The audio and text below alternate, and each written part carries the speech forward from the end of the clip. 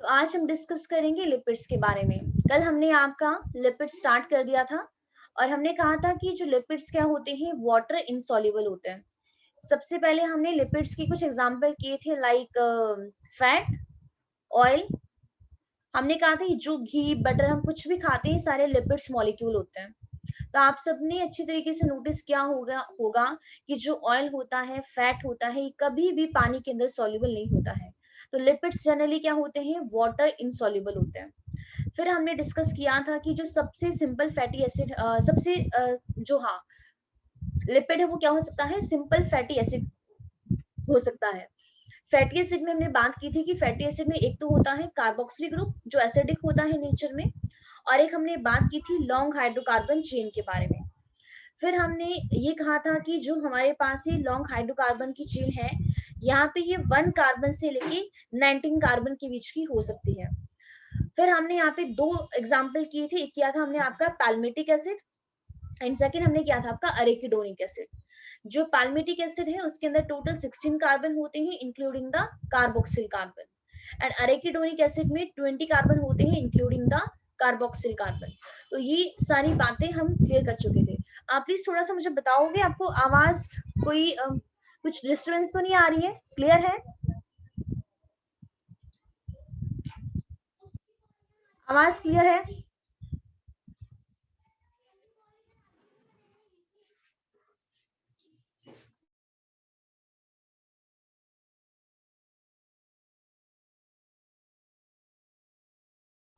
तो यहाँ पे उसके बाद हमने बात की थी कि जो हमारे फैटी एसिड होते हैं वो होते हैं 2 टाइप के, ठीक है।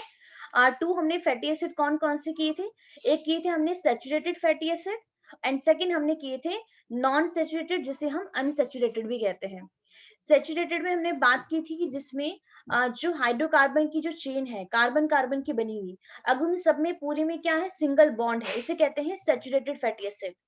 अगर कार्बन कार्बन के बीच में एक भी डबल बॉन्ड आ गया है उसे कहते हैं नॉन सैचुरेटेड फैटी एसिड। अगर आपको याद हो तो जब हमने आपका सेल वाला चैप्टर किया था और हमने बात की थी प्लाज्मा मेम्ब्रेन की, तो एक्चुअली मैं उस डायग्राम को भी यहाँ पर लेकर आई हूँ। तो हमने बात की थी ना यहाँ पे कि जो हमारी प्लाज्मा मेम्ब्रेन होती है वो किसकी बनी होती है? याद है हमने कहा था कि वो बनी होती है लिपिड्स की प्लस प्रोटीन की। तो यहाँ पे आप देख पा रहे हो, अगेन थोड़ा सा उसको रिकैप कीजिए। आप ये प्लाज्मा मेम्ब्रेन देख पा रहे हो, यहाँ पे देखिए ये जो येलो कलर वाला है ये पूरी क्या है, ये लिपिड्स मॉलिक्यूल है। और अब आप अच्छे तरीके से शायद इसको समझ पा रहे होंगे कि यहाँ पे देखिए जो उस समय हमने किए थे ना, ये देखो ऐसे हमने ये बनाया था कि ये लिपिड का हेड होता है और ये देखिए ये 2 टेल होती है। तो ये क्या है, दीज आर फैटी एसिड। नजर आ रहे हैं आपको? ये देखिए लिपिड आपकी बाइलेयर की फॉर्म में प्रेजेंट है और बीच बीच में चलो प्रोटीन्स भी हैं। तो ये स्ट्रक्चर हमने सारी चीजें वहां पे की थी, अगर आपको थोड़ा सा अगर याद है तो।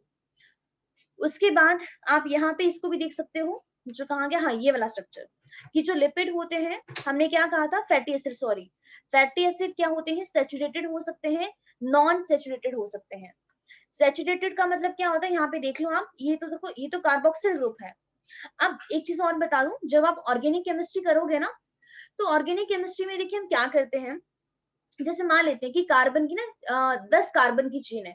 तो नॉर्मली देखो जब हम छोटी क्लासेस में होते हैं तो हम प्रॉपर लिखते हैं कार्बन कार्बन कार्बन कार्बन, मतलब हम इस तरीके से यहाँ पे 10 बार कार्बन लिखेंगे, जो हमें इससे पता चलता है कि कार्बन की मतलब 10 कार्बन की चेन है। लेकिन जब हम अभी आप ऑर्गेनिक केमिस्ट्री करोगे प्लस 1 में प्लस 2 में, तो वहां पे हमें कुछ रूल्स सिखाए जाते हैं। जैसे यहाँ पे दिख रहा है आपको, ये क्या लिखा हुआ है, कुछ इस तरीके से लिखा गया है ये। तो इसका मतलब पता है क्या होता है, देखो जो ये हमारे पास ये पॉइंट्स हैं, इन पॉइंट्स का मतलब होता है कि यहाँ पर कार्बन ही है। मतलब रेदर देन बार बार कार्बन लिखना, हमने बस इसको इस तरीके से लिख दिया। देखिए जैसे यहाँ पर है, यहाँ पर एक कार्बन है, ये कार्बन है, ये कार्बन है, कार्बन है, कार्बन है। अब मान लेते हैं कि यहाँ पे कार्बन कार्बन के बीच में डबल बॉन्ड है, तो यहाँ पे एक दोबारा कर दो, जैसे यहाँ पर है, यहाँ पे इस तरीके से कर दो। तो ये देखिए हमारे पास ये हाइड्रोकार्बन की चेन है। तो ये कौन सा फैटी एसिड है, ये हमारे पास है आपका सैचुरेटेड फैटी एसिड। देख पा रहे हो, देखो पूरी एकदम स्ट्रेट चेन है। यहाँ पे देख पा रहे हो, देखो ये वाला स्ट्रक्चर, और इसी को ही देखो हमने यहाँ पे दिखाया है सी में। ये देखिए हमारे पास ये हेड ग्रुप है फैटी एसिड का। इस हेड में क्या होता है, हेड में होता है कार्बोक्सिल ग्रुप, और ये जो येलो कलर वाला पोर्शन है ये हमें है, ये हमारे पास क्या है, ये है हाइड्रोकार्बन की चेन। अब यहाँ पे जो हाइड्रोकार्बन की चेन है, इस पूरी की पूरी चेन में क्या है, सिंगल बॉन्ड प्रेजेंट है। कार्बन कार्बन के बीच में क्या सिंगल बॉन्ड, इसलिए देखिए पूरी आपकी स्ट्रेट चेन है। लेकिन ये सेकंड वाला आप देखिए, यहाँ तो कार्बोक्सिल ग्रुप आ गया है, C double bond O H कर दो आप, और यहाँ पे देखिए ये जो चेन है हाइड्रोकार्बन की चेन है, लेकिन यहाँ पे सेंटर में क्या आ गया है, कार्बन कार्बन के बीच में यहाँ पे डबल बॉन्ड आ गया है। डबल बॉन्ड आने की वजह से यहाँ पर क्या आ जाता है, किंक आ जाता है, इसको बोलते हैं किंक खाना। क्या बोलते हैं, किंक। किंक होता है कि थोड़ा टेढ़ा हो जाता है, जैसे देख रहे हैं यहाँ पे पहले देखो स्ट्रेट था, जैसे ही डबल बॉन्ड आया वैसे ही क्या होगा, थोड़ा टेढ़ा हो गया। तो हमें ये कुछ इस तरीके से नजर आता है, जो आप यहाँ पे देख पा रहे हो कि जो हमारे पास सैचुरेटेड फैटी एसिड होते हैं पूरे स्ट्रेट रहते हैं, लेकिन जो अनसैचुरेटेड होते हैं या नॉन सैचुरेटेड होते हैं, इसमें क्या आते हैं, थोड़े आपके टेढ़े। और हमने बात की थी कि ये इंपॉर्टेंट, ये इनका क्या रोल होता है, इनका रोल होता है कि जब हमारे पास जो बहुत ज्यादा मतलब टेम्परेचर हाई हो गया है, उस टाइम पे भी हमारा सेल खराब ना हो जाए, क्योंकि ज्यादा वो स्प्रेड हो जाएंगे। तो उसके लिए हमें कौन से फैटी एसिड चाहिए होते हैं, सैचुरेटेड फैटी एसिड चाहिए होते हैं। लेकिन जब ठंड आ जाती है, ठंड में क्या स्टिफनेस हो जाती है बहुत ज्यादा, तो इतनी ज्यादा स्टिफनेस ना हो जाए कि किसी चीज का कोई एक्सचेंज ही ना हो पाए। तो हमने बात की थी कि उस टाइम पे क्या होते हैं, हमारे पास अनसैचुरेटेड होते हैं, ताकि स्टिफ होने की वजह से वहां पे कुछ काम ही ना हो पाए। इसीलिए जो हमारी प्लाज्मा मेम्ब्रेन होती है, वहां पे दोनों फैटी एसिड प्रेजेंट होते हैं, मिक्स होते हैं। कभी भी ऐसा नहीं होगा कि पूरी प्लाज्मा मेम्ब्रेन आपकी सैचुरेटेड से बनी हुई है या फिर अनसैचुरेटेड ही है, मिक्स होता है दोनों का। तो अगर जिसको वो नहीं याद है, वो प्लीज आप सेल वाला चैप्टर देख सकते हो, हमने इसे उस टाइम पे काफी डिटेल में इसको डिस्कस किया था। अब उसके बाद कल हमने बात की थी कि एक तो पैल्मेटिक एसिड किया था, सेकंड हमने अरेकिडोनिक एसिड किया था, और हमने कहा था कि इसके अंदर टोटल 20 कार्बन होते हैं, इंक्लूडिंग द कार्बोनिल कार्बन। तो स्ट्रक्चर आपके एनसीईआरटी में है नहीं, लेकिन मुझे मिल गया तो मैं यहाँ पर लेकर आ गई। तो यहाँ पे देखिए ये फर्स्ट नंबर कार्बन, इस पे यहाँ पर क्या है, ये है कार्बोक्सिल ग्रुप। इसके बाद हमने बात की थी कि अरेकिडोनिक एसिड कैसा फैटी एसिड होता है, ये होता है अनसैचुरेटेड फैटी एसिड, मतलब कार्बन और कार्बन के बीच में डबल बॉन्ड आता है।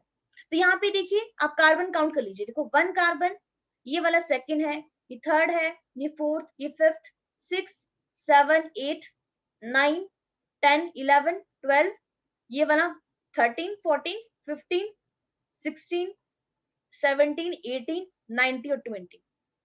तो आप देख पा रहे हो कि यहाँ पे 19 कार्बन की हाइड्रोकार्बन की चेन है बनी हुई, और यहाँ पे 1 कार्बन तो कार्बोक्सिल हो गया। और यहाँ पे देखिए carbon number 14 and carbon number 15, यहाँ पे कार्बन आप इस तरीके से लिख सकते हो जिसको अभी समझ में नहीं आ रहा है, और कार्बन नंबर 6 और कार्बन नंबर 5, इनके बीच में क्या है, इनके बीच में डबल बॉन्ड है। हाँ, 8 और 9 और 11 और 12 के बीच में भी है, जिसकी वजह से ये फैटी एसिड कैसा बन जाता है, ये बन जाता है अनसैचुरेटेड, जिसके बीच में क्या है, डबल बॉन्ड प्रेजेंट है। इसके बाद हमने कल आपका क्या था, ग्लिसरॉल। ग्लिसरॉल क्या था, तो ग्लिसरॉल के बारे में हमने बात की थी कि ये क्या होते हैं, ये भी हमारे पास सिंपल लिपिड होते हैं, दे आर सिंपल लिपिड। और क्या होता है इनका फॉर्म, कॉमन नेम क्या होता है, tri hydroxy propane, sorry common name glycerol होता है, आईयूपीएसी नेम होता है tri hydroxy propane. 3 hydroxyl group है, और यहाँ पे 3 कार्बन है, कार्बन कार्बन के बीच में सिंगल बॉन्ड है, इसलिए हमने यूज किया है एन, तो ट्राया हाइड्रोक्सी प्रोपेन। तो कल हम इतना पोर्शन डिस्कस हमने कर लिया था। आज जो हम डिस्कस करेंगे वो क्या डिस्कस करेंगे, अगेन मैं दोबारा रिवाइज करवा दूं। सबसे पहले हमने बात की कि लिपिड क्या हो सकते हैं, सिंपल फैटी एसिड, ये वाले सैचुरेटेड या नॉन सैचुरेटेड। फिर हमने सेकंड में बात की कि लिपिड क्या हो सकते हैं, लिपिड हमारे पास ग्लिसरॉल भी हो सकता है, जो सबसे सिंपल लिपिड है, ये वाला। अब आज जो हम बात करने वाले हैं ना, वो हम बात करेंगे कि कुछ लिपिड ऐसे होते हैं जिसमें फैटी एसिड भी प्रेजेंट होता है और उसके अंदर ग्लिसरॉल भी होता है, दोनों साथ में प्रेजेंट होते हैं। समझ आ रहा है कैसे हम कॉम्प्लेक्स की तरफ जा रहे हैं, सिंपल से कॉम्प्लेक्स की तरफ। सबसे पहले हमने ओनली इसको डिस्कस किया, फिर हमने इसको डिस्कस किया। आज हम डिस्कस करेंगे कि ये दोनों भी साथ में प्रेजेंट होते हैं, दोनों फैटी एसिड एंड ग्लिसरॉल। समझ आ रहा है, तो देखते हैं इसको यहाँ पे कि जब ग्लिसरॉल एंड आपका फैटी एसिड आपस में कंबाइन होते हैं तो यहाँ पे क्या बनता है। ठीक है, इसको तो बाद में करेंगे।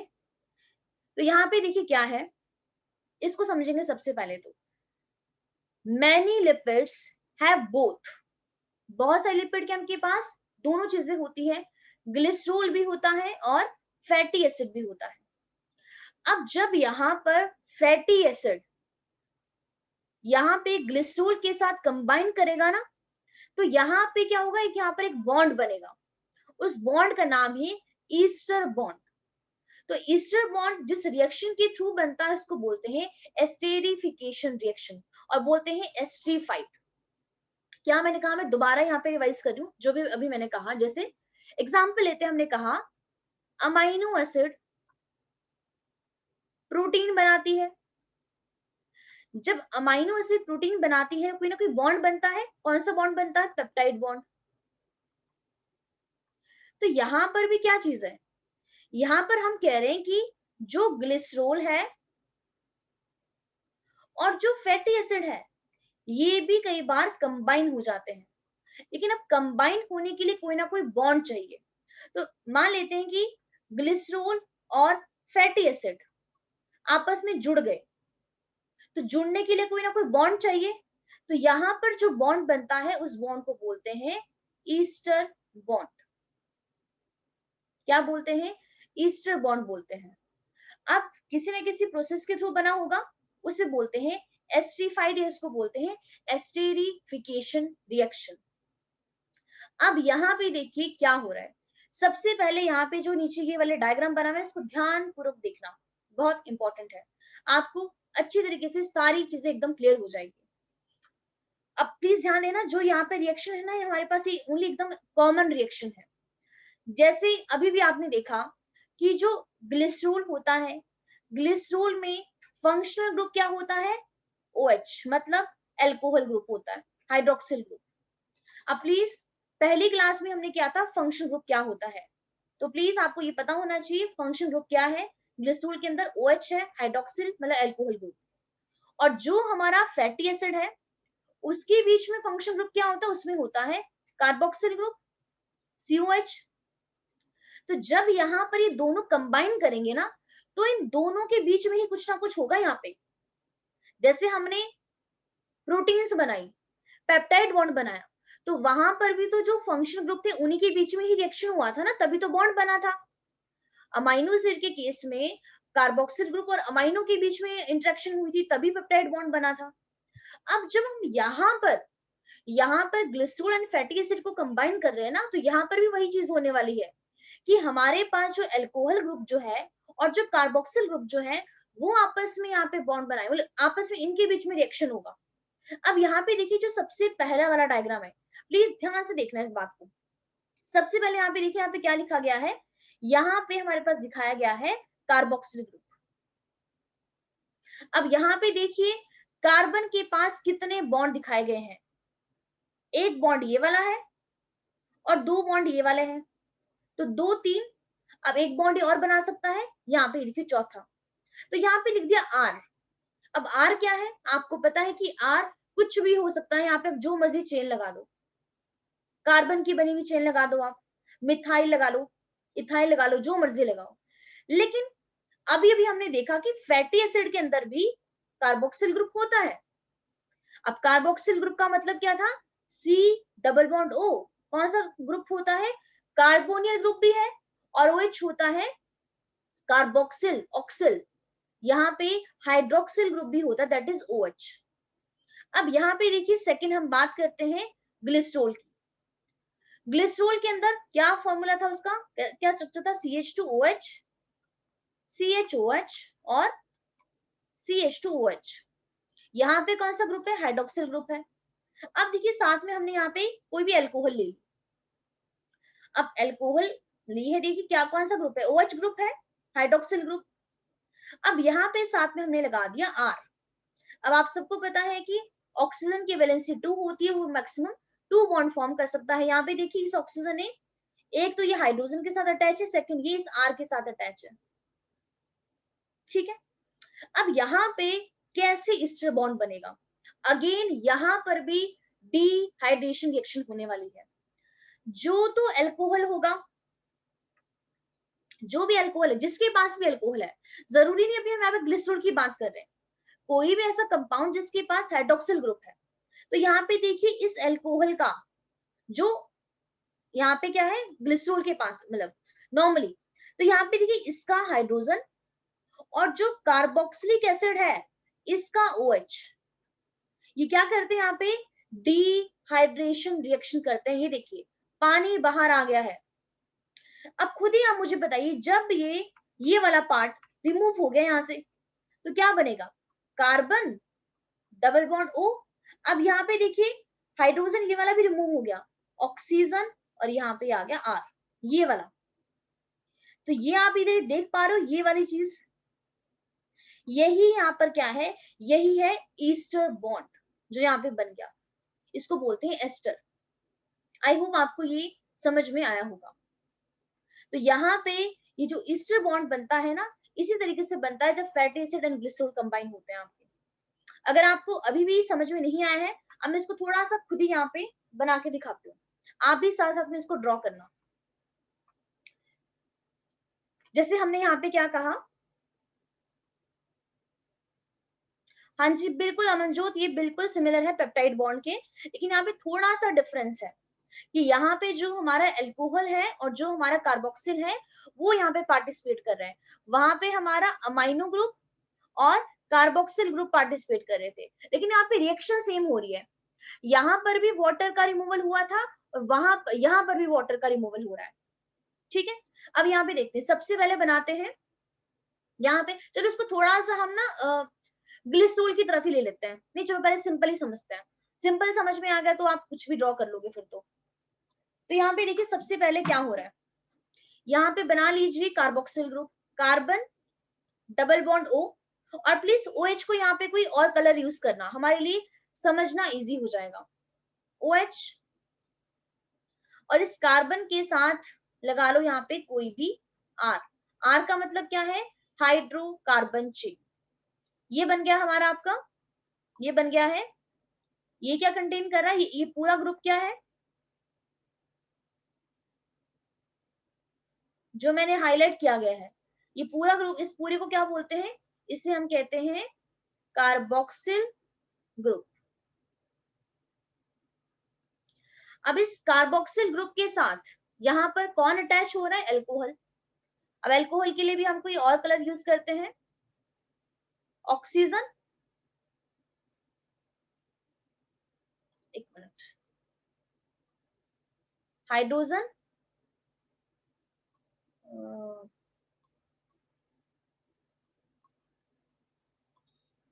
हाइड्रोजन और यहाँ पे आ जाएगा ऑक्सीजन, साथ में यहाँ पर भी हम लगा देंगे कोई भी R ग्रुप। अब यहाँ पर भी अगेन वही जिसको मैं हाईलाइट कर रही हूँ, ये कौन सा ग्रुप है, ये है हाइड्रोक्सिल ग्रुप।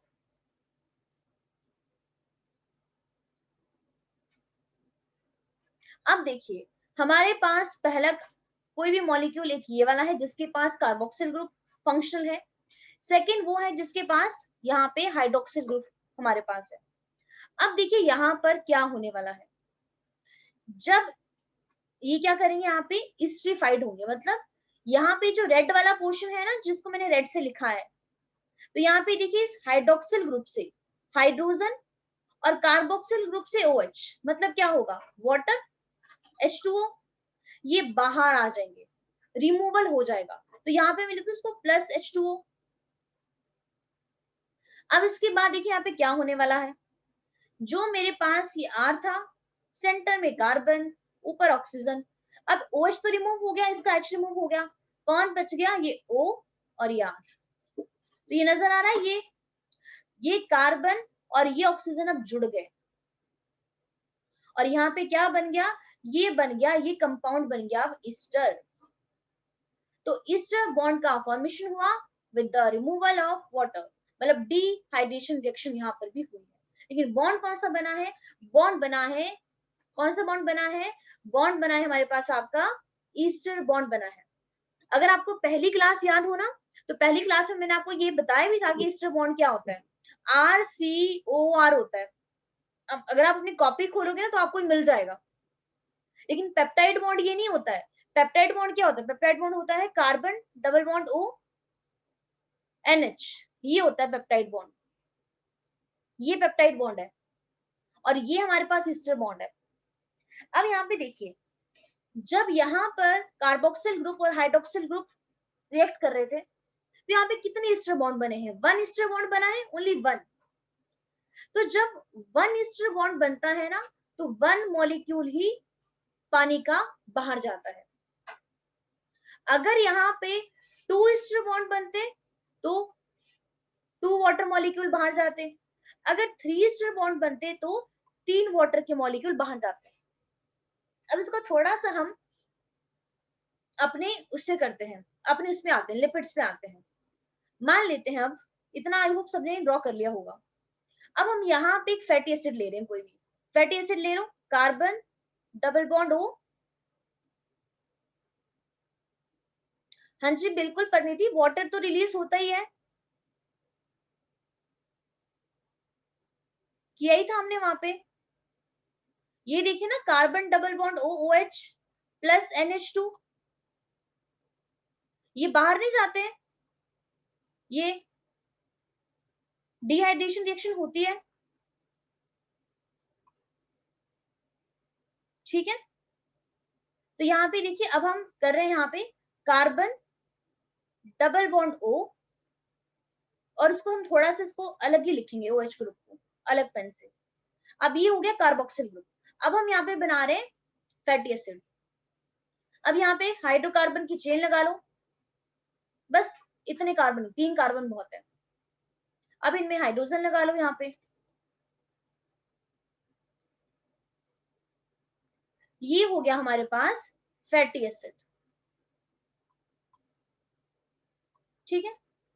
प्लस यहाँ पे ग्लिसरॉल के साथ रिएक्शन करवाते हैं।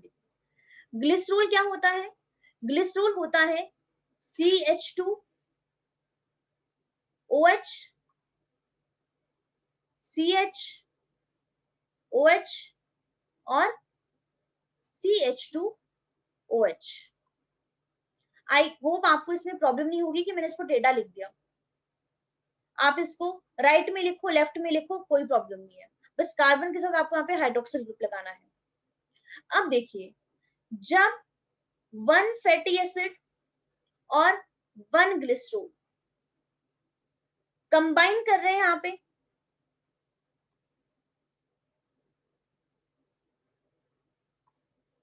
प्लस का साइन, 1 फैटी एसिड है और 1 ही ग्लिसरॉल है। तो यहाँ पे देखिए, ग्लिसरॉल के पास मैक्सिमम कितने कार्बन है? 3 है।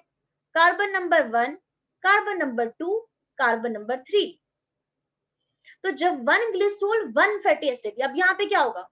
इस ग्लिसरॉल का H OH है ना इसके पास, और इस फैटी एसिड का OH। एक काम करते हैं, सॉरी थोड़ा सा यहाँ पे कलर चेंज करती हूँ ताकि कोई आपको इसमें कंफ्यूजन ना हो।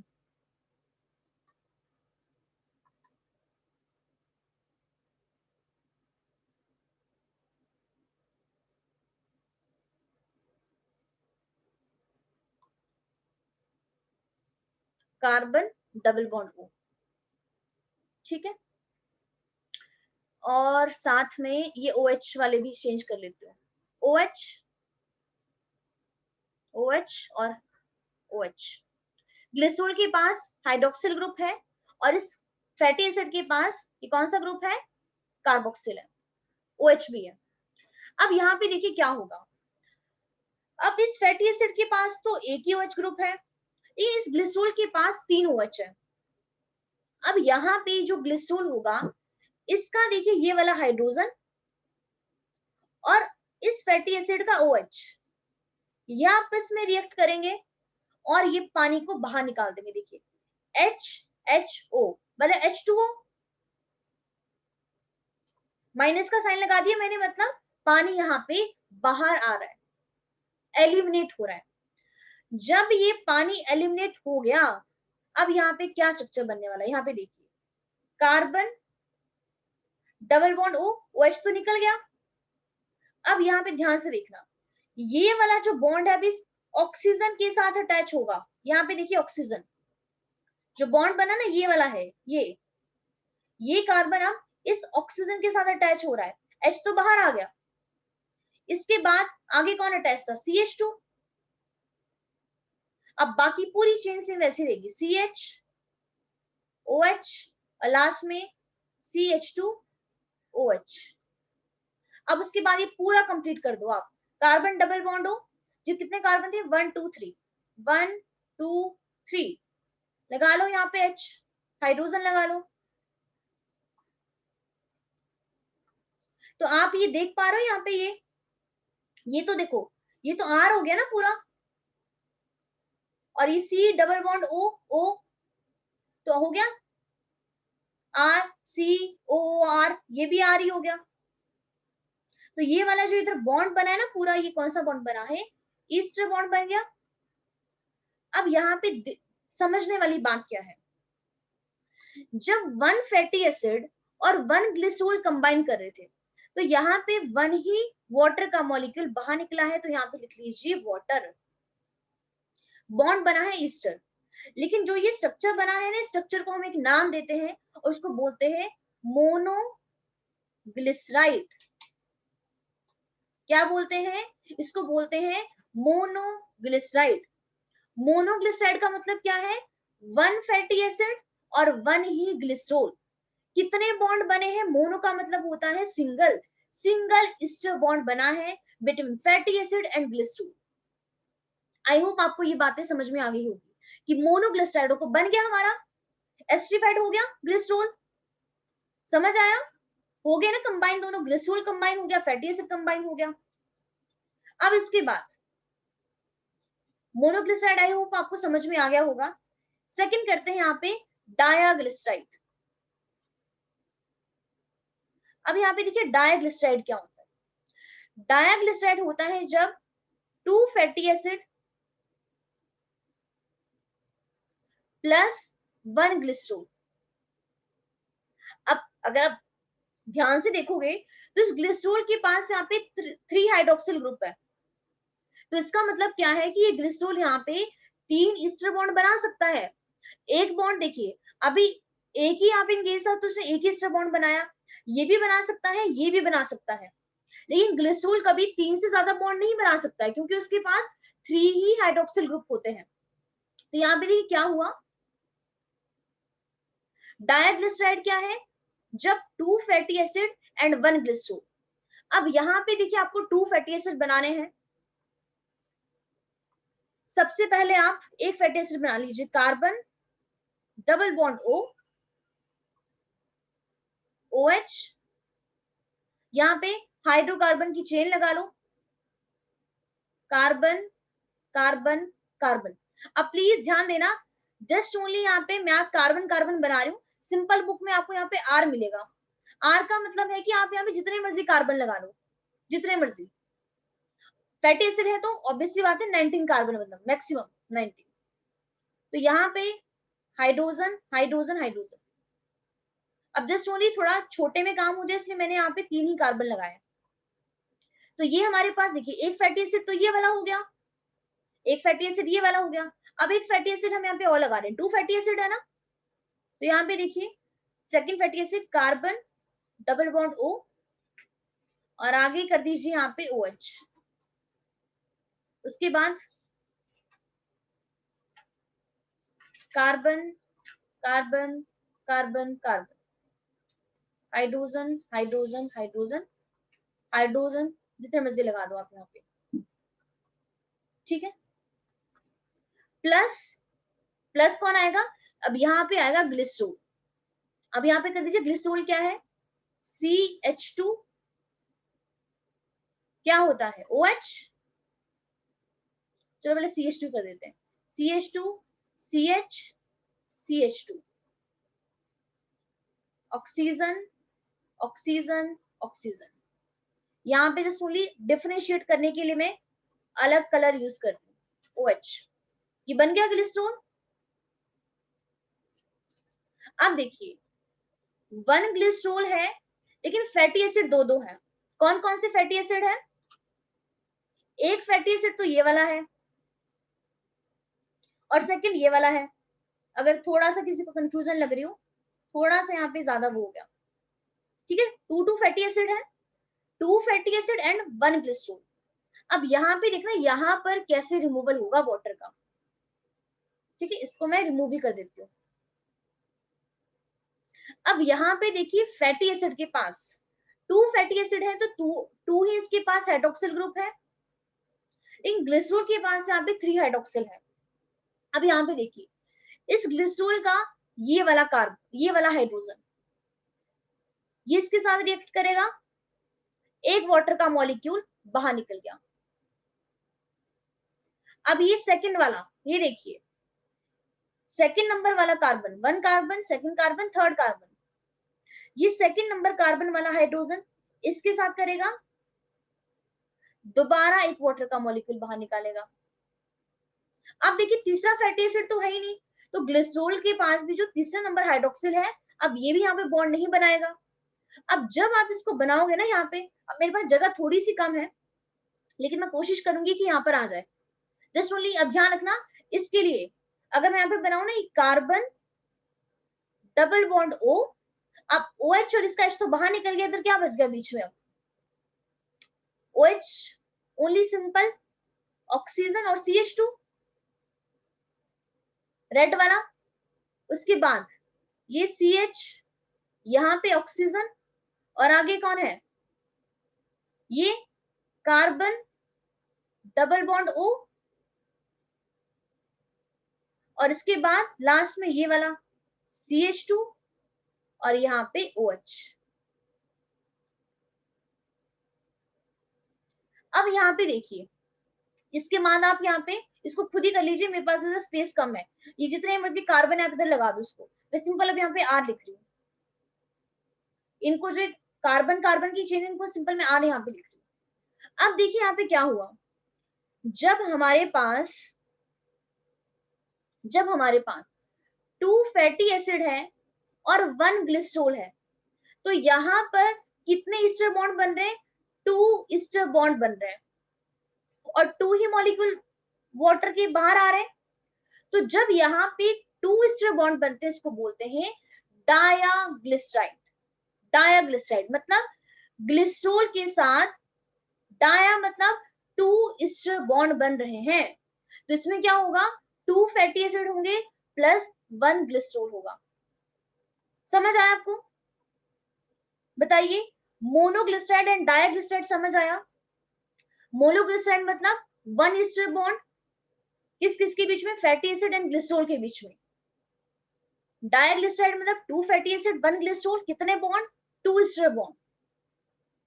समझ आ रहा है? प्लीज एक बार इन्फॉर्म कर दीजिए, ऊपर से तो नहीं जा रही सारी चीजें।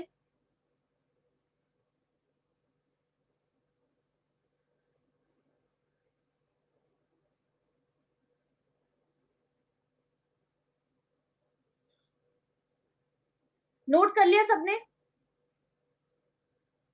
ये नोट कर लिया डायग्लिसराइड कैसे बना है?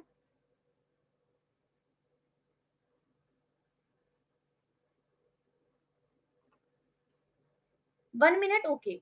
देवम प्लीज रिकॉर्डिंग देख लेना, आपने अभी भी ज्वाइन किया है तो आपको अभी इसको समझने में थोड़ी सी प्रॉब्लम आएगी। हो सकता है कि अभी मैं आपको ट्रायग्लिसराइड समझाऊंगी तो आपको समझ में आ जाए, लेकिन नहीं आया तो प्लीज रिकॉर्डिंग देखना है इसके बाद, क्लास खत्म होने के बाद। आप प्लीज तब तक इसको नोट कर लीजिए।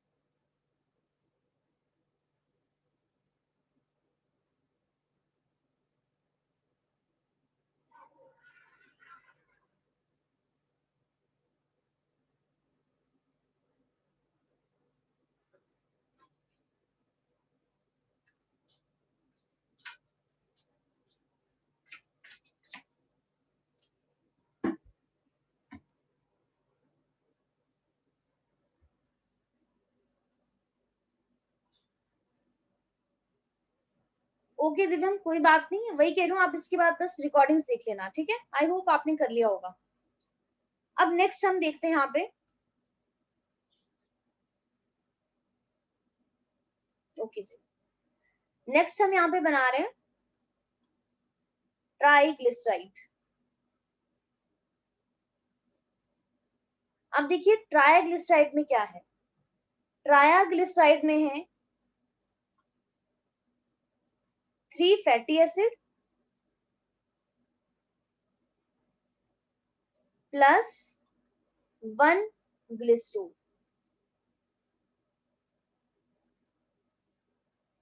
अब यहाँ पे ट्राइग्लिसराइड में 3 ईस्टर बॉन्ड बनते हैं, 3 ईस्टर बॉन्ड।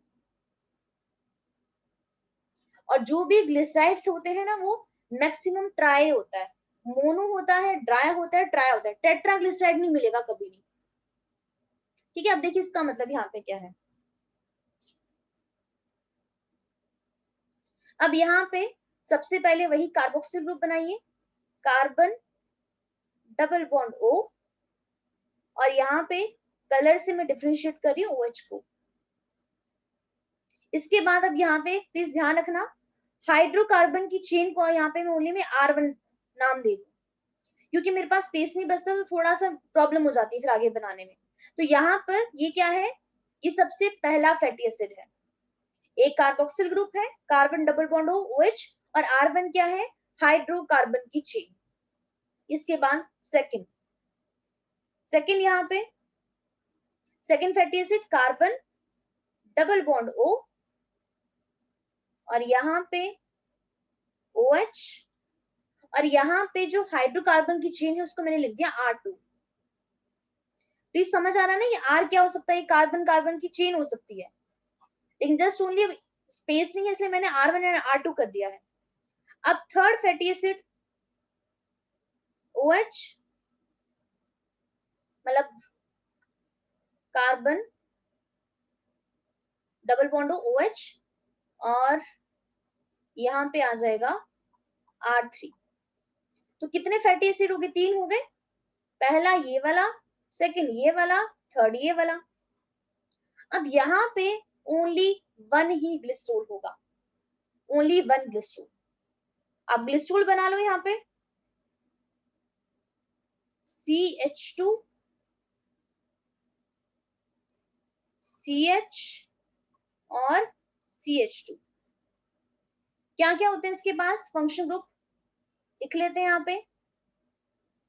हाइड्रोक्सिल होता है ना O O, और यहाँ पे कलर से मैं दिखा रही हूँ, कलर यहाँ पे दिखा रही हूँ, ग्रीन दिखा देते हैं, H H H।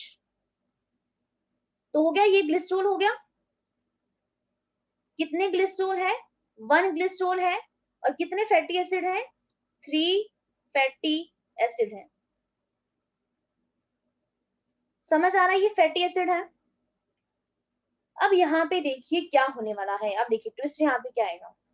सबसे पहले फर्स्ट फैटी एसिड, और इस ग्लिसरॉल का ये कार्बन नंबर 1 है, ये सेकंड है, ये थर्ड है। पहले वाले नंबर कार्बन का ये हाइड्रोजन, और इस फैटी एसिड का OH। ये सबसे पहले एक वाटर का मॉलिक्यूल बाहर निकालेंगे। उसका सेकंड वाला देखिए, इसका H और इसका OH, सेकंड मॉलिक्यूल निकल गया वाटर का बाहर, और लास्ट में देखिए H और OH। तो यहाँ पर तीसरा वाटर का मॉलिक्यूल भी बाहर निकल गया। तो कितने वाटर के मॉलिक्यूल बाहर निकल गए हैं, 3 वाटर मॉलिक्यूल्स रिलीज हो चुके हैं। अब कितने ईस्टर बॉन्ड बने, आगे आंसर, तो कितने बने, 3 ईस्टर बॉन्ड। कैसे बने 3, बना लो यहाँ पे, बहुत सिंपल है अब तो बनाना। ये देखिए क्या रिएक्शन होगी इसके बाद, अब यहाँ पे कार्बन डबल बॉन्ड O यहाँ पे किसके साथ अटैच हो गया ये, अगर मैं रेड कलर का साइन यूज करूं O CH2, यही हुआ यहाँ पे। इसके बाद यहाँ पे कर दो R1 ये वाला, इसके बाद ये CH यहाँ पे ऑक्सीजन, और कौन आ जाएगा, कार्बन डबल बॉन्ड O, और ये R2। ठीक है। एंड लास्ट में ये वाला कार्बन डबल बॉन्ड O, यहाँ पे R3, और ये कार्बन इस ऑक्सीजन के साथ यहाँ पे बॉन्ड बना देगा CH2। तो यहाँ पर जो आप ये वाला स्ट्रक्चर देख पा रहे हो, अगर मैं इसको थोड़ा सा करने की, हाँ आ गया ये वाला,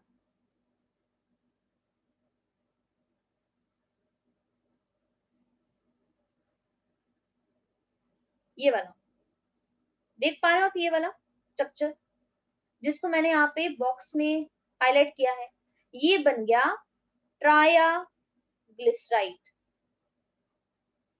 जिसमें देखिए टोटल कितने वाटर के मॉलिक्यूल बाहर आए, 1 2 3 वाटर के मॉलिक्यूल बाहर निकले हैं और 3 ही ईस्टर बॉन्ड बने हैं। समझ आ रहा है, 3 ईस्टर बॉन्ड बने हैं,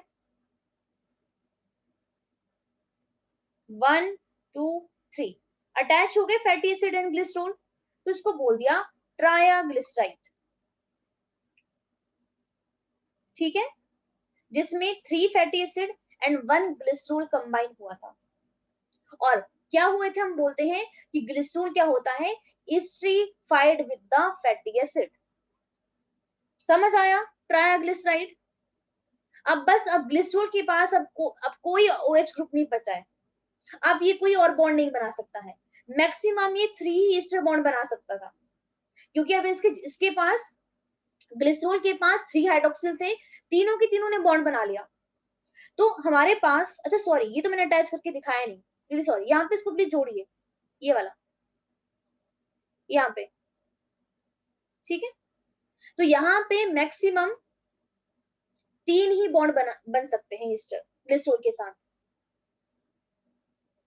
ग्लिसरॉल के पास 3 OH है, तो ये 3 ही ईस्टर बॉन्ड बना सकता है।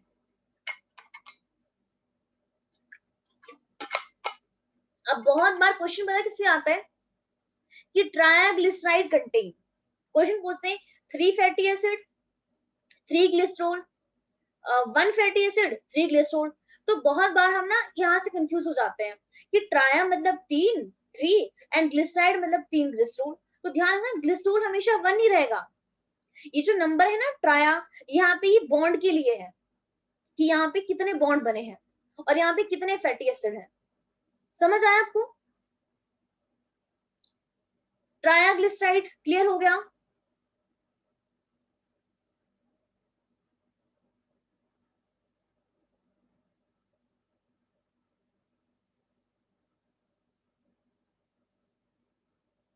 और सबने नोट भी कर लिया,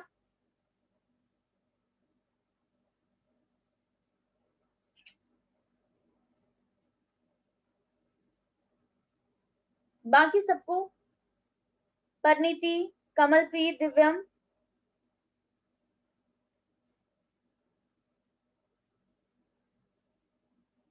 नोट कर रहे हो या कर लिया है, ऑल क्लियर। कमलप्रीत आपने कर लिया,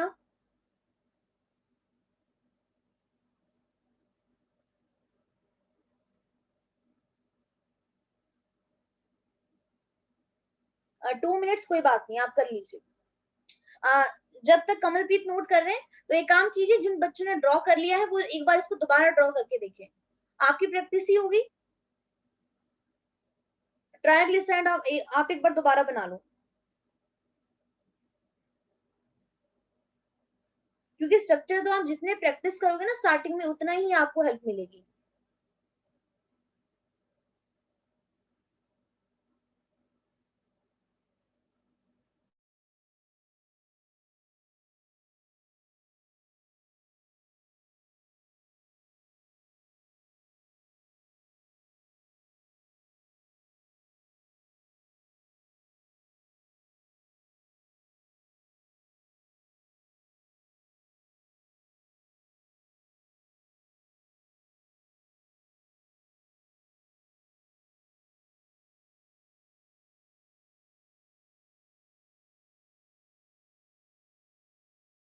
कमलप्रीत जब आप नोट कर लोगे तो प्लीज बता देना।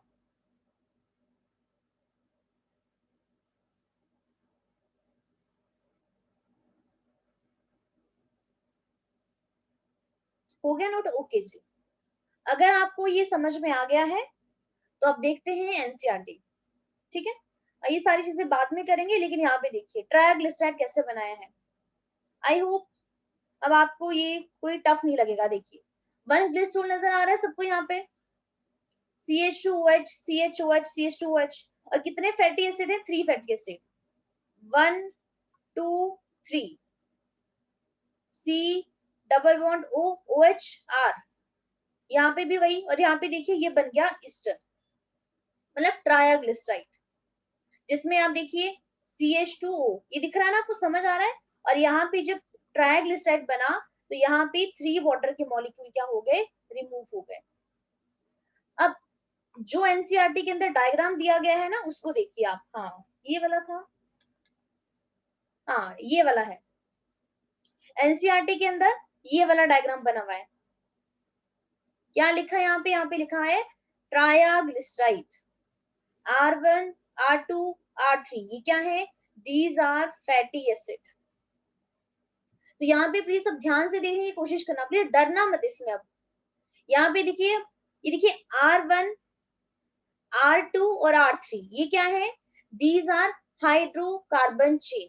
और ये देखिए कार्बन डबल बॉन्ड O, यहाँ पे ये कार्बोनिल ग्रुप है कार्बोक्सिल का। यहाँ पे देखिए अब इसको जस्ट ओनली इन्होंने इधर शिफ्ट कर दिया लेफ्ट साइड में, लेकिन जस्ट ओनली यहाँ पे खिचड़ी ना पक जाए, आप इसको इस साइड भी लिख सकते हो इस तरीके से कि oxygen carbon double bond O R2। ये जरूरी नहीं आपको इस तरीके से लिखना है यहाँ पे, समझ आ रहा है आपको? उसके बाद देखिए ये कार्बन नंबर 1 है ग्लिसरॉल का, ये सेकंड है, ये थर्ड है। तो देखिए ये सेंटर में ग्लिसरॉल है ये, अगर आप इसको समझ पा रहे हो तो। और ये देखिए यहाँ पे इसका ऑक्सीजन है ये वाला, और यहाँ पे देखिए ये वाले, ये क्या है? These are fatty acid. तो R1 R2 R3 क्या है? These are the fatty acid. Clear हो रहा है ये? प्लीज इसको देखने की कोशिश कीजिए, समझ आ रहा है ये वाला स्ट्रक्चर की नहीं आ रहा है? ये सिंपल सी बात है। अगर मैं इसको देख के यहाँ पे बनाऊ ना, तो अगर ये स्ट्रक्चर आपको एग्जाम में बनाना है, मान लेते कि थ्योरेटिकल एग्जाम है, तो देखिए आप कैसे बनाओगे। सबसे पहले आप ग्लिसरॉल बना दो, ये वाला CH2 CH और CH2। आप सबको पता है कि यहाँ पे 3 होता है, तो यहाँ पे देखिए ऑक्सीजन लगा लो, इधर ऑक्सीजन लगा लो, इधर ऑक्सीजन लगा लो, या आप इधर भी लगा सकते हो। जस्ट ओनली मैं इसको कॉपी कर रही हूँ कि कैसे बनाया है।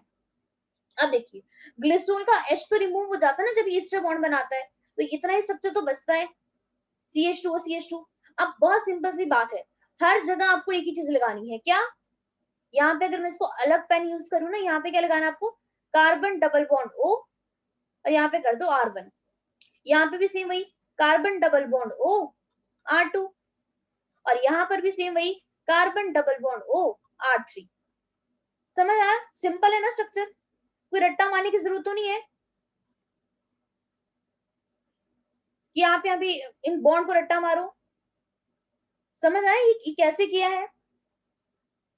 या इसको एक व्हाइट पेपर पे करके दिखाऊं जिसको नहीं समझ में आया? ये वाला स्ट्रक्चर ट्राइग्लिसराइड।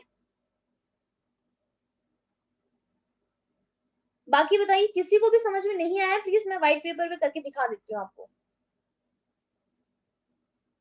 कि अगर आपको एग्जाम में आता है कि draw the structure of triglyceride तो कैसे बनाना है। बस ओनली आपको ग्लिसरॉल का स्ट्रक्चर आना चाहिए। अब देखिए एग्जाम में तो इतना टाइम नहीं होता ना कि हम इन सारी चीजों को इस तरीके से करें। यहाँ पे मैं एक बार बना देती हूँ। ग्लिसरॉल के बारे में आप सबको पता है कि ग्लिसरॉल में कितने कार्बन होते हैं? 3 कार्बन होते हैं। तो यहाँ पे देखिए क्या करना आपको, CH2 CH और CH2 इस तरीके से लिख देना है। अब सबको पता है कि जब ईस्टर बॉन्ड बनता है OH में से सबका हाइड्रोजन रिमूव हो जाता है, ऑक्सीजन ही बचता है। तो यहाँ पे लिख दीजिए ऑक्सीजन, यहाँ पर भी लिख सकते हो ऑक्सीजन, और यहाँ पे भी लिख दीजिए ऑक्सीजन। क्यों इधर लेफ्ट में करके कंफ्यूजन करना? हो गया? तो ये होगा ग्लिसरॉल वाला पार्ट। अब आपको क्या करना है, देखिए यहाँ पे जो ब्लू से लिख रही हूँ हर जगह सेम बात लिखनी, कार्बन डबल बॉन्ड O और R कर दो। यहाँ पे वही carbon double bond O R, और ये भी कार्बन ऊपर खिचड़ी पड़ी है तो नीचे carbon double bond O R। अगर बताना है कि अलग अलग फैटी एसिड है तो कर दो R1 R2 R3, बन गया। यही तो है ट्राइग्लिसराइड। समझ आया आपको? जिसमें कितने फैटी एसिड है? R1 R2 R3, 3 fatty acid है और 1 ग्लिसरॉल है। एक ही ग्लिसरॉल तो है, ये देखिए, प्लस 1 ग्लिसरॉल। बताइए अब कोई भी कंफ्यूजन है? अगर डायरेक्ट बनाना हो उस तरीके से, पूरे बॉन्ड मोड में नहीं जाना आपको।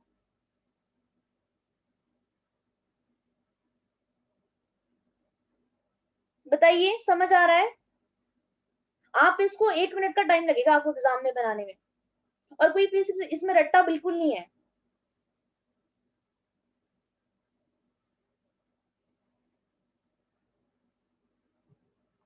ये देख लीजिए यहाँ पे, वही है पूरा का पूरा, CH2 CH CH2, oxygen oxygen oxygen, बाकी सारी चीजें वही। कार्बन डबल बॉन्ड हो R1, कार्बन डबल बॉन्ड हो R2, कार्बन डबल बॉन्ड हो R3।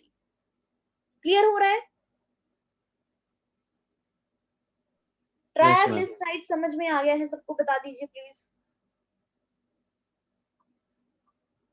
तो अगर आपको समझ में आ गया है तो अब इसकी थ्योरी कर लेते हैं फिर, जो एनसीईआरटी में गिवन है।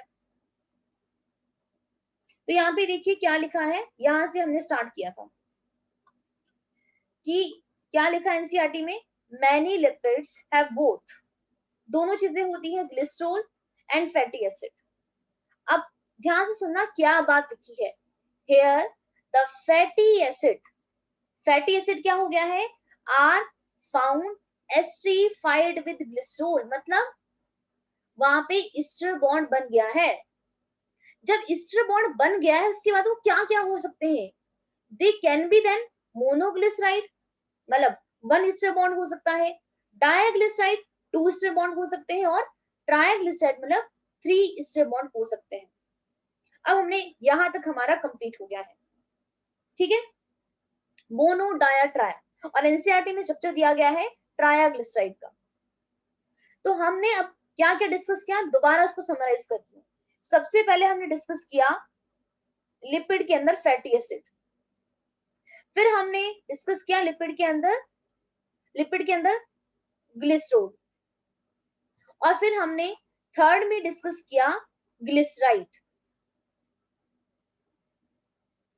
ये ग्लिसराइड ही है ना सारे, कौन कौन से, मोनोग्लिसराइड, डायाग्लिसराइड, ट्रायाग्लिसराइड। अब इसके बाद हम डिस्कस करेंगे हमारे पास की जो लिपिड्स होते हैं वो क्या हो सकते हैं, सॉरी, जो ये ट्रायाग्लिसराइड है ये क्या हो सकते हैं, जो ये जो ग्लिसराइड जो है हमारे पास, ये फैट हो सकते हैं और ये ऑयल्स हो सकते हैं। तो जितना भी फैट और जितना भी ऑयल हम खाते हैं ना, वो सारा क्या होता है, सारा ग्लिसराइड ही होता है वो। तो ग्लिसराइड क्या हो सकते हैं, दे कैन बी फैट्स और दे कैन बी ऑयल।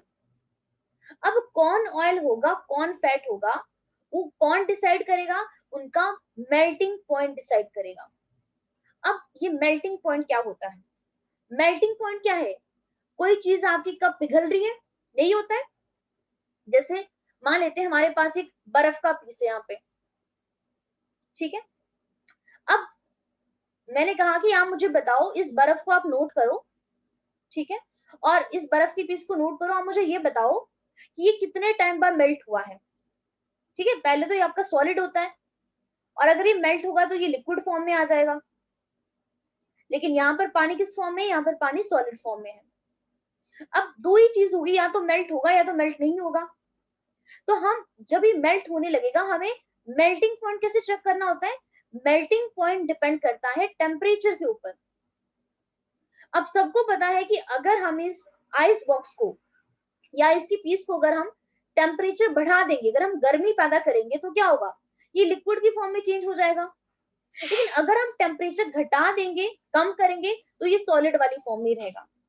तो मेल्टिंग पॉइंट किसके ऊपर डिपेंड करता है, टेम्परेचर के ऊपर। अब जैसे बहुत सिंपल एग्जांपल देती हूँ आपको, हम सब ने देखा है जितनी मर्जी ठंड हो जाए, जितनी मर्जी, लेकिन हमारे घर में जो मस्टर्ड ऑयल होता है ना, वो हमेशा बॉटल में लिक्विड फॉर्म में रहता है हमेशा। किसी ने कभी उसको ऐसे मतलब फ्रीज होके नहीं देखा होगा कि मस्टर्ड ऑयल बॉटल में था, जो जो हमें प्लांट से मिलता है, ठीक है, प्लांट से मिलता है ना मस्टर्ड ऑयल, वो आपका लिक्विड है। या ऑलिव ऑयल देख लो आप, ये जितने भी ऑयल जो होते हैं ना सारे लिक्विड ही रहते हैं, जितनी मर्जी ठंड पड़ जाए, जितनी मर्जी विंटर हो।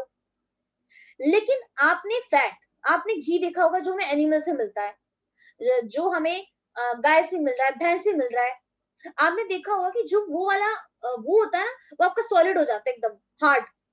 देखा आपने विंटर के टाइम पे?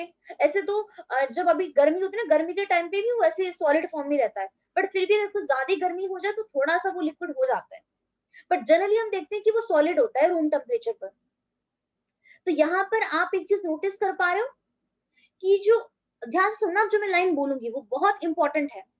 इट मीन्स जो ऑयल है उसका मेल्टिंग पॉइंट काफी ज्यादा कम है और फैट का मेल्टिंग पॉइंट काफी ज्यादा हाई है। अब जिस बच्चे को ये बात समझ में नहीं आई है उसको मैं थोड़ा सा समझाने की कोशिश करती हूँ। मैंने क्या कहा, पहले मैं यहाँ पे स्टेटमेंट लिख लेती हूँ, स्टेटमेंट क्या लिखी है। मैंने कहा कि जो पहली बात तो उसको अच्छी तरीके से नोट कर लेते हैं, जो हमारे पास ये ग्लिसराइड है, अब यही क्या होते हैं, यही फैट्स होते हैं और यही ऑयल होते हैं based on their melting point, based on their melting point, ये कब पिघलेंगे, मेल्टिंग पॉइंट के बेसिस पे। जो फैट है उसका मेल्टिंग पॉइंट क्या होता है, हाई होता है।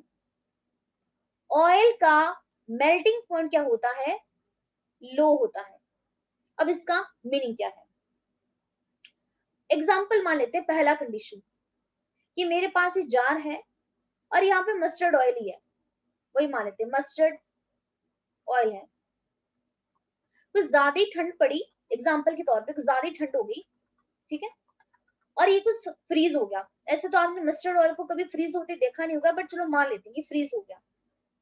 अब उसके बाद आपने उसको थोड़ा सा हीट किया, लेकिन आपने उसको थोड़ा सा ही हीट किया, वो एकदम आपका सॉलिड से लिक्विड वाली फॉर्म में आ गया। तो आप मुझे बताइए उसको मेल्ट होने के लिए ज्यादा टाइम लगा कि उसको कम टाइम लगा? मेल्ट होने के लिए अगर वो यहाँ पे सॉलिड वाली फॉर्म में आ गया था, जैसे कोकोनट ऑयल आ जाता है सॉलिड फॉर्म में, देखा होगा आपने। कोकोनट ऑयल भी प्लांट से ही मिलता है लेकिन वो हो जाता है सॉलिड विंटर के टाइम पे, लेकिन उसको भी हम थोड़ा सा हीट करते हैं ना, वो एकदम लिक्विड वाली फॉर्म में आ जाता है। आपने ये चीज नोटिस की होगी। तो आप यहाँ पे देख पा रहे हो कि इसको काफी कम टाइम लग रहा है यहाँ पे मेल्ट होने पे, तो यहाँ पे इसका मेल्टिंग पॉइंट क्या है, लो है। अक्सर हम कंफ्यूज हो जाते हैं इसमें, हम बोलते हैं मेल्टिंग पॉइंट हाई, लेकिन हाई नहीं, यहाँ पे लो है। इसको मेल्ट होने के लिए कितना टाइम लग रहा है, वो कम लग रहा है। तो ऑयल का मेल्टिंग पॉइंट क्या होता है, वेरी वेरी लो होता है। तो जिसका मेल्टिंग पॉइंट लो है, जिस ग्लिसराइड का मेल्टिंग पॉइंट लो है, उसको हमने नाम दे दिया ऑयल। लेकिन हमारे पास है यहाँ पे गाय का घी है या भैंस का घी है, जो मर्जी ले लो आप इस कंटेनर में। अब देखा होगा कि नॉर्मली वो सॉलिड फॉर्म में ही होता है हमारे घर में, गर्मी हो या सर्दी हो, सर्दी में तो कुछ ज्यादा ही हो जाता है, अदरवाइज गर्मी में भी सॉलिड फॉर्म में रहता है, अनलेस कुछ ज्यादा ही टेम्परेचर हाई ना हो। अब जब हम इसको गर्म करने पे लगाएंगे ना, इसको हीट करेंगे, तो ये भी ऐसी बात नहीं है, ये भी सॉलिड फॉर्म से लिक्विड फॉर्म में आएगा, लेकिन इसको मेल्ट होने के लिए ज्यादा हीट चाहिए, ज्यादा टाइम लगेगा इस ऑयल के कंपैरिजन में। तो उसका मतलब क्या है, इसका मतलब ये है कि फैट को मेल्ट होने पे ज्यादा टाइम लग रहा है। तो इसका मतलब क्या है, फैट का मेल्टिंग पॉइंट क्या है, हाई है। समझ आ रहा है कि नहीं आ रहा है? फैट्स का मेल्टिंग पॉइंट हाई है, ऑयल का मेल्टिंग पॉइंट लो है। क्लियर हुई है चीजें कि नहीं हुई है? ये दोनों स्टेटमेंट आपको समझ में आई है तो प्लीज कभी इनको मिक्स मत कर देना, अगर जिसको समझ में आ गई है कि फैट्स का मेल्टिंग पॉइंट हाई होता है, मतलब उसको ज्यादा टाइम लगता है मेल्ट होने पे, अगर आप टेम्परेचर इंक्रीज करते हो तो। लेकिन जो ऑयल्स होते हैं वो जल्दी ही लिक्विड फॉर्म में आ जाते हैं, जनरली ऐसे वो होते ही लिक्विड है। लेकिन अगर जैसे कुछ ऑयल, जैसे वो हो गया कोकोनट हो गया, बताइए, ये समझ आया? Melting point high and low वाला कंसेप्ट सबको? अमनजोत, दिव्यम, कमलप्रीत, मृदुल, परिणीति?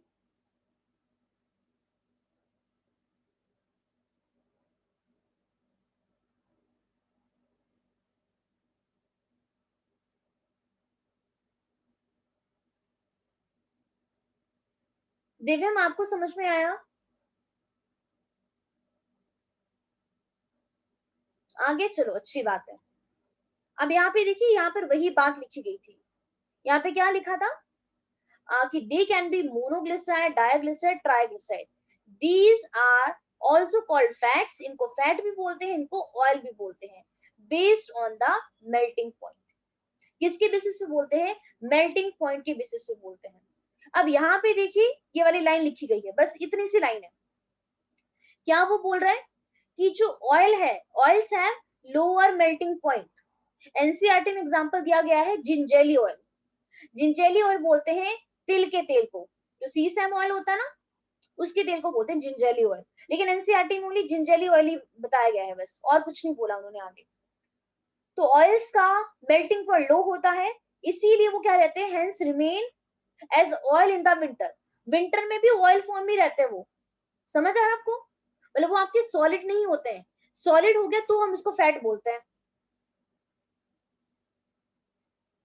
इसके बाद अब आगे वाला तो थोड़ा टाइम लगेगा उसको समझने के लिए। आई होप आपको यहाँ तक समझ में आ गया होगा। तो हम अभी यहाँ तक यहाँ पे 3 लिपिड्स कर चुके हैं। अब नेक्स्ट लिपिड हम करेंगे फॉस्फोलिपिड। ठीक है, अब फॉस्फोलिपिड आपको अच्छी तरीके से समझ में आ जाना चाहिए ऐसे तो।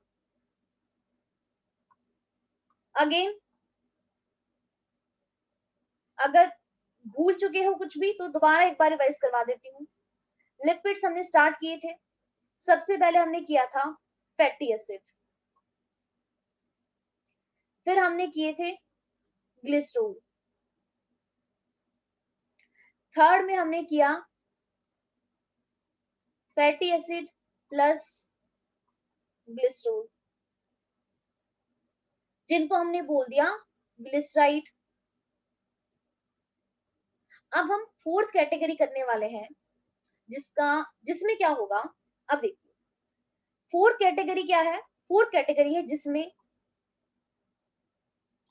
फैटी एसिड भी होगा, ग्लिसरॉल भी होगा, और अब यहाँ पे एक नया कंपोनेंट आएगा, उसका नाम है फॉस्फेट। अगर इस ग्लिसराइड के साथ यहाँ पर कौन ऐड हो जाए, अगर यहाँ पर फॉस्फेट आ जाए, तो इस कैटेगरी को हम नाम देते हैं, इसको बोलते हैं फॉस्फोलिपिड। मतलब ऐसा लिपिड जो फॉस्फेट कंटेन करता है, और ये प्लाज्मा मेम्ब्रेन में सबसे पाया जाने वाला लिपिड होता है। जो प्लाज्मा मेम्ब्रेन में लिपिड होता है ना, हम कहते हैं लिपिड की बनी होती है प्लाज्मा मेम्ब्रेन, लिपिड बाइलेयर, उसमें मोस्ट अबंडेंट फॉस्फोलिपिड ही होता है। मतलब ऐसा लिपिड जिसके अंदर क्या है, फैटी एसिड भी है, ग्लिसरॉल भी है, और फॉस्फेट भी प्रेजेंट है।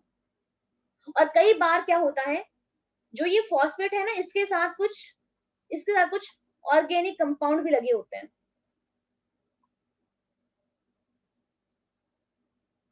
उसको बोल देते हैं फॉस्फोलिपिड। ठीक है,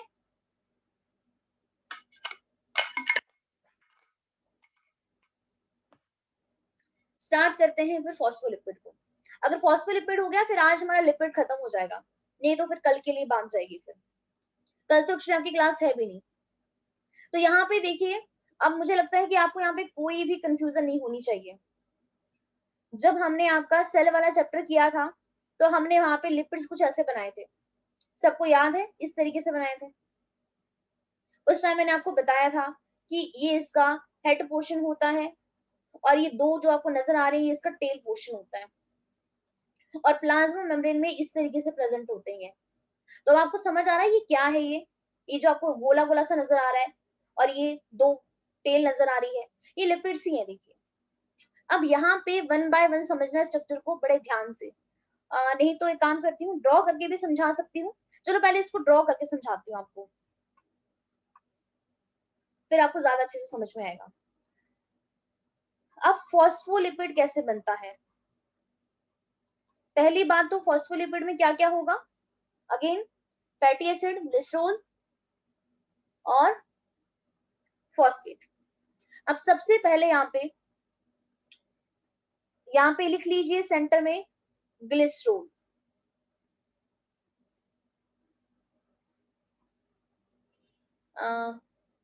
यस वो इस तरीके से मत लिखिए, इसको आप लिखिए GLYCEROL।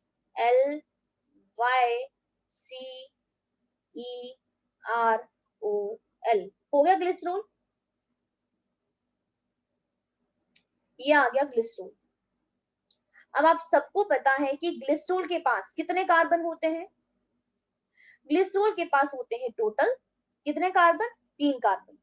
तो अभी मैं यहाँ पे ओनली ऐसे दिखा देती हूँ, कार्बन नंबर 1, कार्बन नंबर 2 और carbon number 3। Only carbon number ही दिखाऊंगी अभी, इसमें मैं कोई OH ग्रुप नहीं दिखाने वाली हूँ। तो यहाँ पे देखिए जब फॉस्फोलिपिड बनता है क्या होता है, तो यहाँ पे देखिए क्या चीज होती है, जो इस ग्लिसरॉल के कार्बन नंबर ये 1 है, 2 है और 3 है, इसमें क्या होता है, जो 2 कार्बन है, जो मैंने क्या कहा, इस ग्लिसरॉल के बाद जो 2 कार्बन है, कार्बन नंबर 1 और कार्बन नंबर 2, ये तो यहाँ पे इस फैटी एसिड के साथ कंबाइन होते हैं।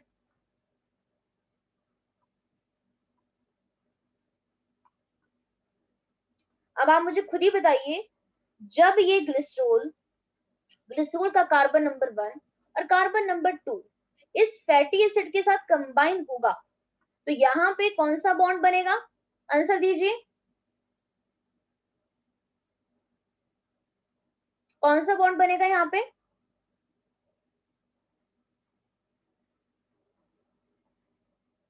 ईस्टर बॉन्ड बनेगा। Very good. देखिए तो यहाँ पे क्या है, कार्बन नंबर 1 और कार्बन नंबर 2 फैटी एसिड के साथ कंबाइन हो गए हैं। अब अभी भी इसके पास कार्बन नंबर 3 है जिसके पास OH ग्रुप फ्री पड़ा हुआ है। अब इस ग्लिसरॉल का जो कार्बन नंबर 3 होता है ना, वो यहाँ पे अटैच होता है फॉस्फेट के साथ।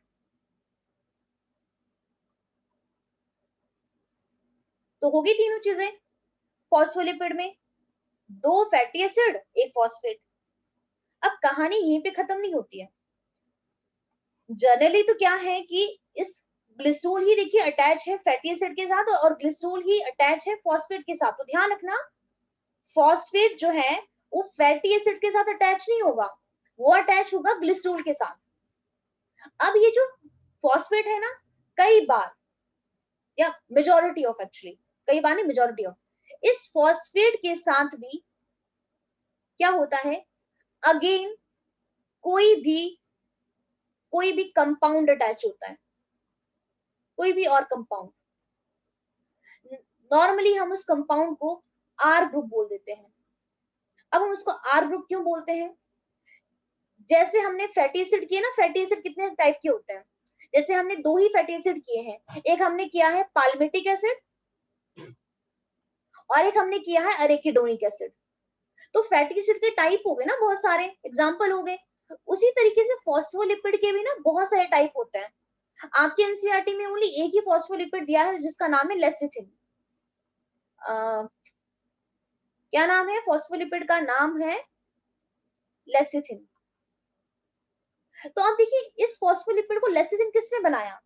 अब देखिए इतना स्ट्रक्चर तो सब में कॉमन होता है, कार्बन मतलब 2 कार्बन के साथ फैटी एसिड और 3rd कार्बन के साथ फॉस्फेट। लेकिन इस फॉस्फेट के साथ यहाँ पे ये R ग्रुप क्या अटैच है, वही उसको नाम बताता है कि ये कौन सा फॉस्फोलिपिड है। तो यहाँ पे अगर इस फॉस्फेट ग्रुप के साथ यहाँ पे कौन अटैच होता है, एक ग्रुप होता है, उस ग्रुप का नाम होता है कोलिन ग्रुप। क्या नाम होता है? कोलिन ग्रुप होता है, जो नाइट्रोजन कंटेन करता है। अगर यहाँ पे कोलिन ग्रुप होगा ना, तो उसको नाम दे देते हैं लेसिथिन का। आई होप आपको थोड़ा सा तो समझ में आया होगा कि यहाँ पे क्या क्या चीजें हो रही है। ग्लिसरॉल है सेंटर में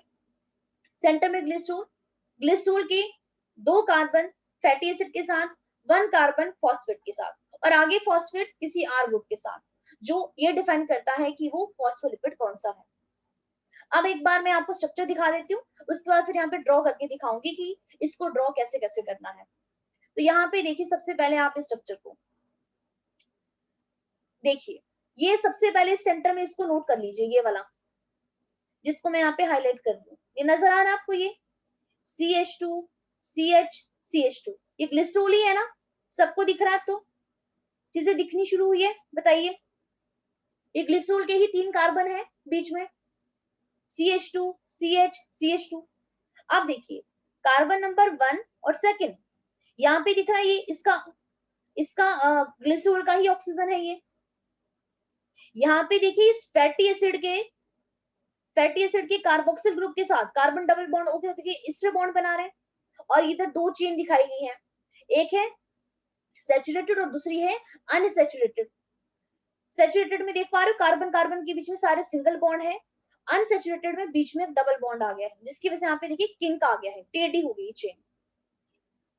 ग्लिसरॉल का जो यहाँ पे 3rd नंबर कार्बन है, ये वाला, अब देखिए इसका भी तो ये ऑक्सीजन है ना, यहाँ पे ये देख पा रहे हो फॉस्फेट है।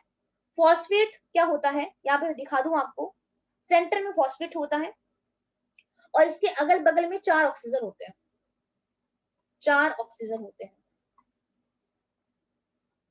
अब यहाँ पे डबल बॉन्ड सिंगल बॉन्ड क्या है, आप इसको सिंपल OH करके लिख सकते हो और इस तरीके से लिख सकते हो। मतलब कहने का मतलब ये है, ये होता है PO4 2 नेगेटिव। मतलब यहाँ पे सेंटर में फॉस्फेट होता है और 4 ऑक्सीजन होते हैं, तो यहाँ पे इस फॉस्फेट के साथ ये ग्लिसरॉल का 3rd नंबर कार्बन अटैच है। और इसके बाद देखिए, इस फॉस्फेट अगेन यहाँ पे R ग्रुप दिखाया गया है, ये इसके साथ अटैच होता है। तो हमारे पास लिपिड जो हम ऐसे इस तरीके से बनाते हैं ना, इसकी जो टेल है, इसको बनाने वाला कौन है, ये हाइड्रोकार्बन चेन।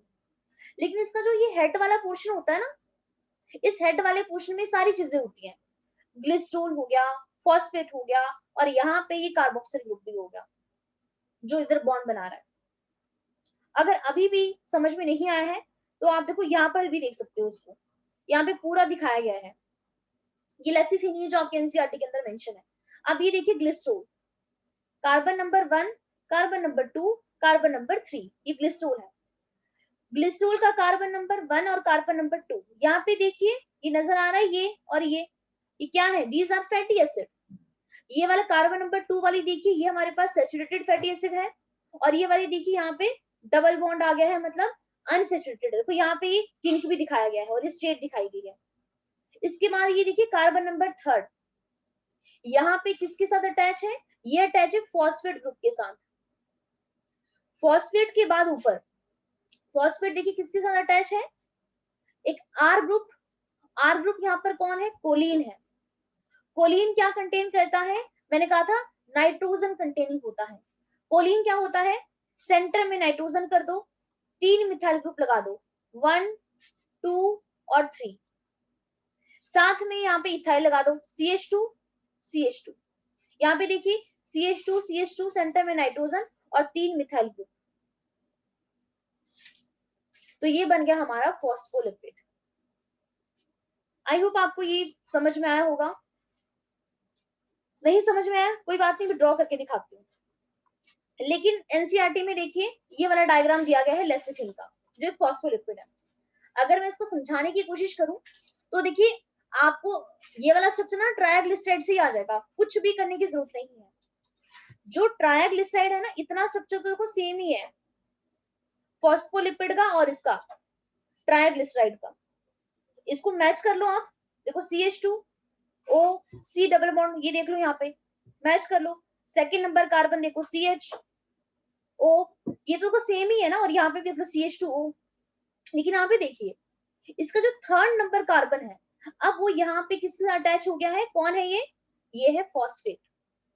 और अगेन फॉस्फेट अटैच इसके साथ, क्या नाम है इसका, कोलिन ग्रुप। सेंटर में nitrogen, 3 methyl group, CH3 CH3 CH3 और यहाँ पे CH2 CH2, ये देख लो, सेंटर में nitrogen, 1 2 3 methyl group, CH2 ethyl group. समझ आ रहा है कि नहीं चला पता? फॉस्फोलिपिड लेसिथिन समझ आया?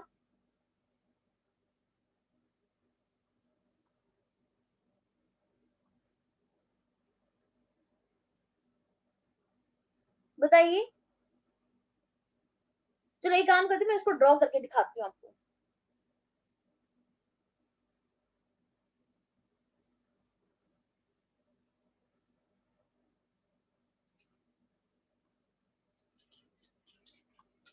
सबसे पहले देखिए आपको इस यहाँ पर क्या करना है। सबसे पहले आप इधर फॉस्फेट समझिए। फॉस्फेट क्या होता है? सेंटर में फॉस्फेट होता है, इसके साथ यहाँ पे 4 हाइड्रोक्सिल ग्रुप होते हैं, OH OH OH, और यहाँ पे इस तरीके से डबल बॉन्ड होता है। ये फॉस्फेट है। जिसको नहीं पता वो ड्रॉ कर लीजिए। इसके बाद फॉस्फोलिपिड में क्या ऐड होगा? Colin group. कोलिन ग्रुप क्या होता है? सेंटर में nitrogen, 3 methyl group, CH3 CH3 CH3, और यहाँ पे 2 ethyl group, sorry 1 ethyl, CH2 CH2, sorry CH3। ये हो गया हमारे पास आपका कोलिन ग्रुप। अब हमें ये दो चीजें ऐड करनी है, कहाँ पे? उस लिपिड के अंदर, मतलब ग्लिसराइड के अंदर। समझ आ रहा है?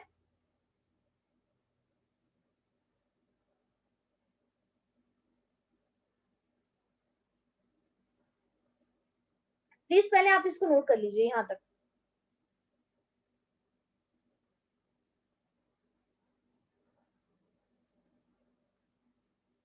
अगर यहां तक समझ में आ गया है, अब एक चीज और नोट कर लो, इस फॉस्फेट को आप ऐसे भी लिख सकते हो।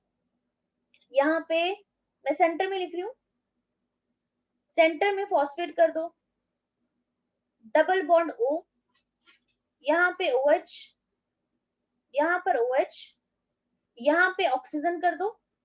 अब हाइड्रोजन को अगर आप रिप्लेस करोगे, इसको रिप्लेस कर दो R से। R का मतलब है कि फॉस्फेट के साथ यहाँ पर कोई भी आकर अटैच हो सकता है, सिंपल सा मीनिंग ये है। ठीक है,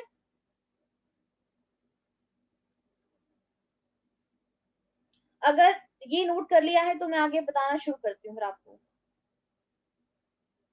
और बहुत सारी बुक में आपको ये ऐसे भी मिलेगा, सेंटर में फॉस्फेट, एक डबल बॉन्ड ऑक्सीजन, 4 ऑक्सीजन होगी, और O नेगेटिव, यहाँ पे 3 नेगेटिव के साइन मिलेंगे। अब ये क्यों है ऐसा? ये सारी चीजें आप इनऑर्गेनिक केमिस्ट्री में करोगे, जब आप वहां पे देखोगे कि स्ट्रक्चर क्यों ऐसे बन रहे हैं। अभी जस्ट ये है कि आप उनको नहीं रट्टा ही मार सकते हो। ठीक है, अगर यहां तक आपने कर लिया है, अब समझते हैं कैसे बनेगा फॉस्फोलिपिड। सबसे पहले तो हमें यहाँ पे बनाना है आपका ग्लिसराइड, जो अभी हमने पहले बनाया था। देखिए सबसे पहले सेंटर में आप इधर लिख दो, ग्लिसोल बनाइए, CH2 CH और CH2। पहले आपको बस इतना सा काम करना है। ठीक है, इसके बाद यहाँ पे क्या करना है, नंबरिंग कर दो इसकी, जस्ट उन्हें समझने के लिए। Carbon number 1, carbon number 2, carbon number 3। जो कार्बन नंबर 1 है, इसके साथ दिखा दो यहाँ पे एक चीज और, हाँ ये भी तो होता है ना CH2, एक हाइड्रोजन तो रिमूव हो गया ना इसका, समझ पा रहे हो आप? CH2, ये समझ लो कि ये इसके पूरे तीनों कार्बन यहाँ पे बॉन्ड बना रहे हैं, तो जो OH होगा उसका हाइड्रोजन तो रिमूव हो जाएगा ना यहाँ पे बॉन्ड बनाते टाइम। तो हमने यहाँ पे CH2 CH लिख दिया और यहाँ पे 3 ऑक्सीजन लिख दिए। अब इसके बाद 2 फैटी एसिड होते हैं, तो यहाँ पे कर दो कार्बन डबल बॉन्ड O, और यहाँ पे R1, यहाँ पे कर दो कार्बन डबल बॉन्ड O और R2। क्लियर हो गया? यहां तक तो ये पुराने जैसा ही है। ग्लिसराइड में हमने क्या किया था, हमने यहाँ पे कार्बन डबल बॉन्ड O3 कर दिया था, ऐसे किया था ना, carbon double bond O R3, ये बन गया था हमारा ट्राइग्लिसराइड। लेकिन हमें इस स्ट्रक्चर को ओनली यहां तक ही मेंटेन करना है, ये नहीं करना अभी। ठीक है, समझ आ गया यहां तक? अब यहाँ पे देखिए, अब हम यहाँ पे क्या करने वाले हैं। अब यहाँ पर इस ग्लिसरॉल का जो कार्बन नंबर 3 है ना, यहां पर हम ऐड करेंगे फॉस्फेट को। अब अगेन मैं इधर दोबारा फॉस्फेट बना रही हूँ, सेंटर में फॉस्फेट था, यहाँ पे डबल बॉन्ड O, यहाँ पे एक साइड पे OH था, यहाँ पर OH था, और यहाँ पे था O और R, ऐसे ही था। अब हमें क्या करना है, ये एज इट इज फॉस्फेट, ये कौन है, ये फॉस्फेट है ना, फॉस्फेट। इस फॉस्फेट को हमें इस कार्बन नंबर 3 के इस ऑक्सीजन के साथ अटैच करना है। अब R क्या है, ये R यही तो है, ये पूरा R ग्रुप ही यहाँ पे, तो R ये है पूरा का पूरा। अब इधर देखिए, इस ऑक्सीजन से हमें नोट करना है इसको, ये सेंटर में ऑक्सीजन कर दो, फिर यहाँ पे फॉस्फेट ऐड कर दो, ये वाला पूरा स्ट्रक्चर वैसे बनाना है। ये डबल बॉन्ड O, नीचे OH, साइड में OH, समझ आ गया, यहां तक हो गया क्लियर, यहां तक बन गया सबका। हमने ग्लिसराइड के अंदर हमने यहाँ पे क्या ऐड कर दिया, हमने इधर फॉस्फेट ऐड कर दिया, ठीक है। अब इसके बाद कौन बचा, लेसिथिन बना रहे ना हम, फॉस्फोलिपिड बना रहे।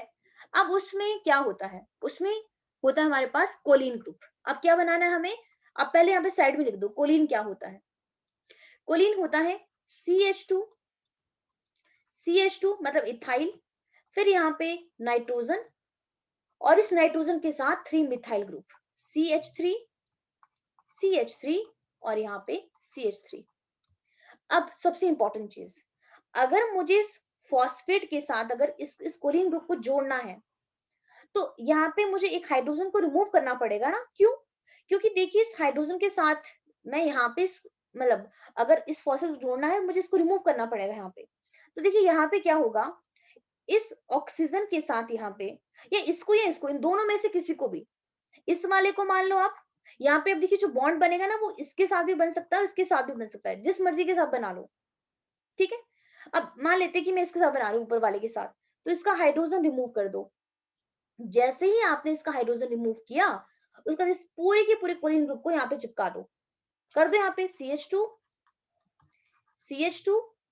अब यहाँ पे कर लीजिए नाइट्रोजन, और यहाँ पे लगा दीजिए CH3, CH3 और CH3, बन गया फॉस्फोलिपिड।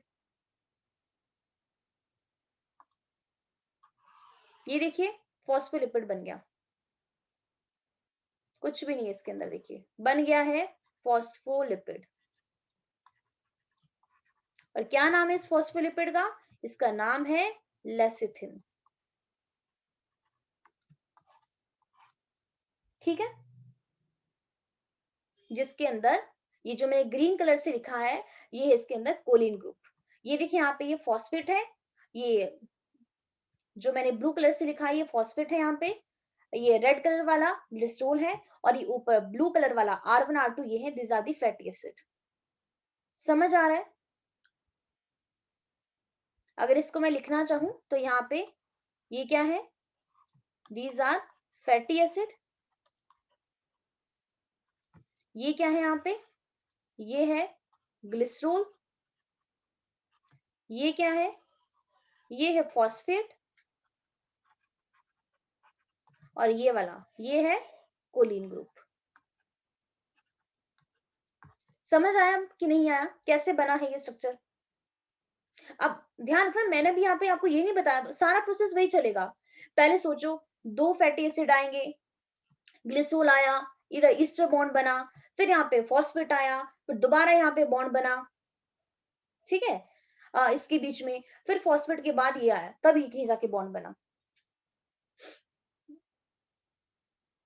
ड्रॉ कर लिया सबने, मतलब समझ आया, या एक बार दोबारा बताऊं।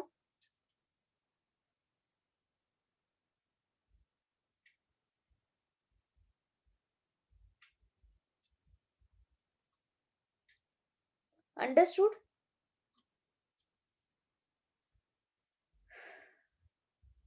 कमलप्रीत, अमनजोत, परिणीति, आप बताइए,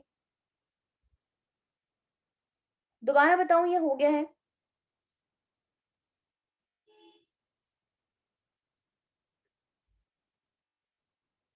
क्लियर।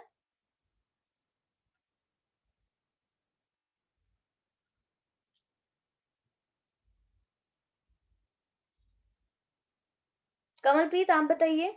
अच्छा हो गया, ओके जी। तो अगर आपने इसको नोट कर लिया है, अब प्लीज वही सेम मेरी रिक्वेस्ट है कि आप इसको पहली बार बना रहे हो, तो आप पहली बार बना रहे हो, थोड़ा सा आपको ये मतलब टाइम तो लगेगा, तो यही कि आप इसको 2-3 बार प्रैक्टिस करो, फिर आपको इजी लगेगा। अब देख लो यहाँ पे यही है ना लेसिथिन, इसको देखिए यहाँ पे ये वाला,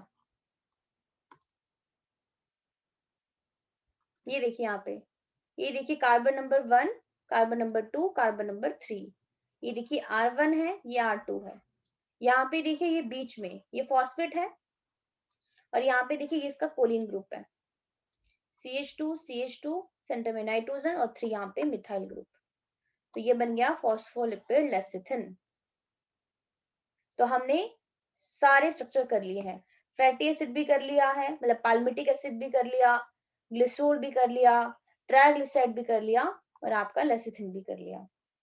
लास्ट फॉस्फोलिपिड है जो है कोलेस्ट्रॉल, और कोलेस्ट्रॉल आता है फैट की कैटेगरी में, ये भी ग्लिसराइड ही होता है, लेकिन ये क्या है, दीज आर फैट। तो ध्यान रखना कोलेस्ट्रॉल क्या आता है, ये फैट होता है, ठीक है। अब एक मिनट जस्ट मैं थ्योरी करवा देती हूँ, क्योंकि हमारा लिपिड सब कंप्लीट हो गया है। तो यहाँ पे देखिए जो मैंने हाईलाइट किया है, यहाँ पे क्या लिखा है, सम लिपिड्स हैव फॉस्फोरस। कई लिपिड्स क्या होते हैं, कई लिपिड्स के पास फॉस्फोरस होता है, या फिर क्या होता है, phosphorylated organic compound in them.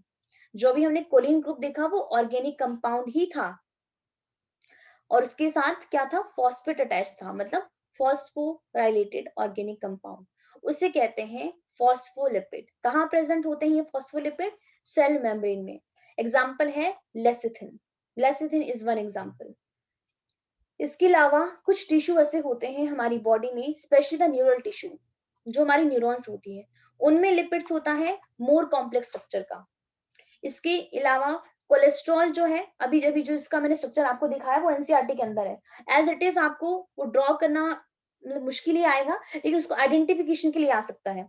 तो कोलेस्ट्रॉल क्या है, ये भी एक टाइप का फैट है, जो कहाँ प्रेजेंट होता है, ब्लड के अंदर होता है। ध्यान रखना, कोलेस्ट्रॉल एंड फॉस्फोलिपिड दोनों ही इंपॉर्टेंट कॉन्स्टिट्यूट्स होते हैं सेल मेम्ब्रेन के। हमारी जो सेल मेम्ब्रेन है, जो प्लाज्मा मेम्ब्रेन है, उसमें कोलेस्ट्रॉल एंड फॉस्फोलिपिड दोनों ही प्रेजेंट होता है। कोलेस्ट्रॉल ध्यान रखना, it is a fat, oil नहीं है। लेकिन यहाँ पर मैं वो तो आपको समझ थोड़ा टफ लगा होगा देखने में, लेकिन यहाँ पे देखिए मैं इसको लेकर आई हूँ, अगर आप देखना चाहो, ये कोलेस्ट्रॉल है, तो आप ये देख पा रहे हैं, आपको ये स्ट्रक्चर करना नहीं है, जस्ट ओनली सिंपल समझने के लिए। डिटेल वाला स्ट्रक्चर ये वाला है, एनसीईआरटी में वो वाला डायग्राम बना हुआ है, तो आप इधर देख सकते हो। यहाँ पे देखिए, यहाँ पे कितनी रिंग है इसके पास, देखिए 1 2 3 4 नजर आ रही है आपको, और देखिए कितने कार्बन है इसके अंदर।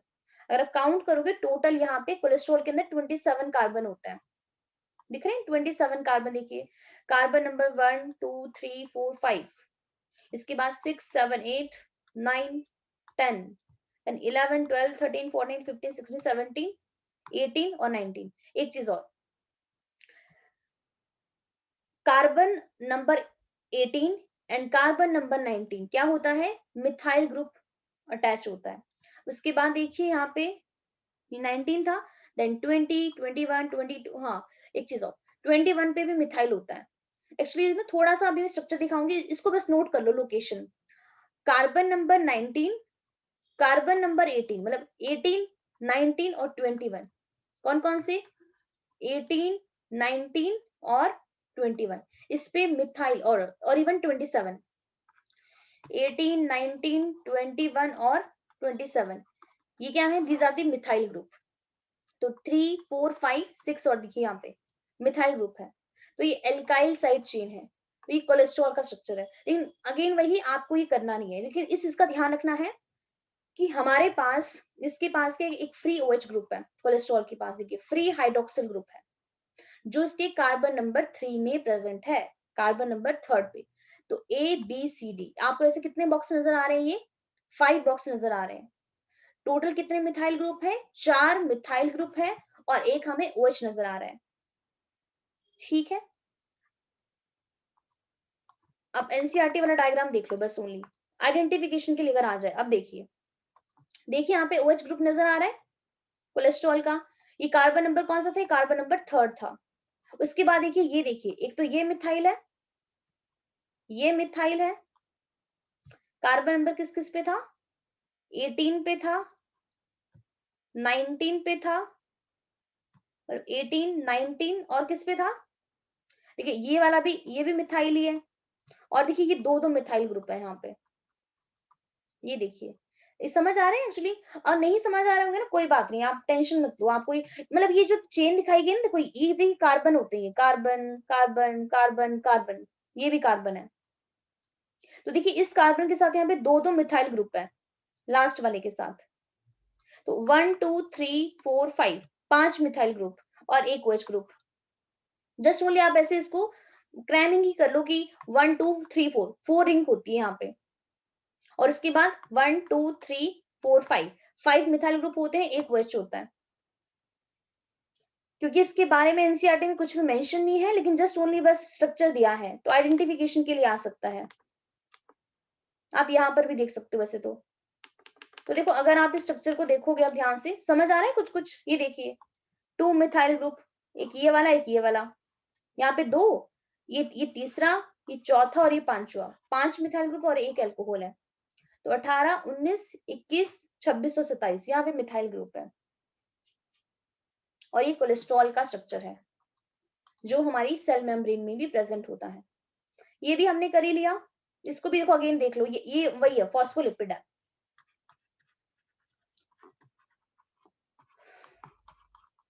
देखो यहाँ पे carbon number 1, carbon number 2, carbon number 3।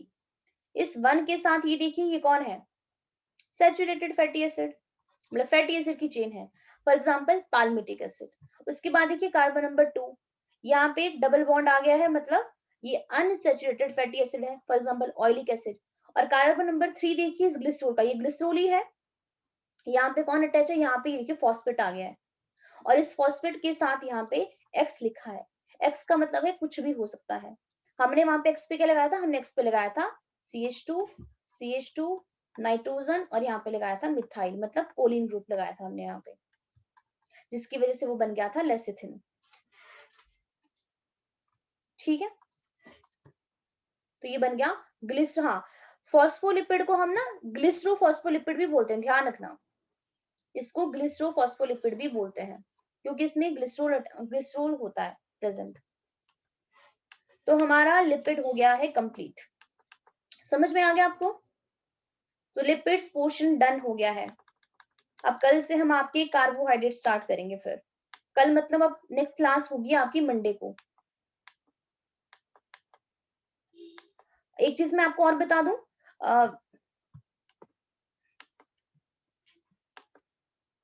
बहुत दिन हो गए हैं आपका बॉडी फ्लूइड। हाँ जी, वही बता रही हूँ परिणीति, बहुत दिन हो गए हैं आप लोगों का टेस्ट नहीं हुआ है। बॉडी फ्लूइड एंड सर्कुलेशन पिछले हफ्ते ही खत्म हो गया था। तो अभी देखिए आपके पास ऐसे मैंने क्वेश्चन तो भेजे थे आपको प्रैक्टिस करने के लिए, दोबारा भेजूंगी कुछ असाइनमेंट्स वगैरह, डीपीपी भी भेजूंगी आपको। अब देखिए कल का टाइम है। एक चीज तो बायोमोलिक्यूल्स अभी ओनली हमने आपका अमाइनो एसिड किए हैं और हमने लिपिड्स किए हैं। तो ये आपके एकदम डिटेल में अच्छे तरीके से हो जाने चाहिए मंडे तक। इसके अलावा मंडे को क्लास होगी, ट्यूसडे को क्लास होगी, वेंसडे को आपका ऑफ होता है। तो वेंसडे को इस बार टेस्ट होगा आपका बॉडी फ्लूइड एंड सर्कुलेशन का, बॉडी फ्लूइड्स एंड सर्कुलेशन, ध्यान रखना। ठीक है।